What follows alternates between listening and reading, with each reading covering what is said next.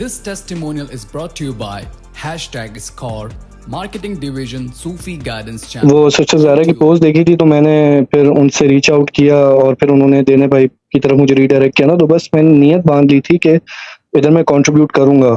बहुत नॉमिनल सी अमाउंट थी, तो बस नियत ही मैंने बांधी थी कि मुझे नियत बांधने के तकरीबन समझे 5 मिनट में ही तकरीबन $150 का एक ऑर्डर ऑनलाइन मुझे आ गया।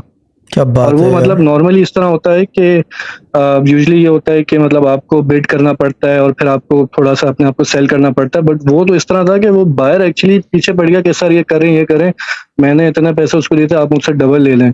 मैंने कहा ये कैसा ये हो क्या रहा है? तो फिर मुझे थोड़ा सा ख्याल आया कि क्योंकि शायद अब मुझे ऐसा लगा कि रिस्क ग्रुप वालों के लिए था वो कंट्रीब्यूशन, यस तो मेरे रिस्क पे उसका इम्पैक्ट आ गया। यस, यही चीज है।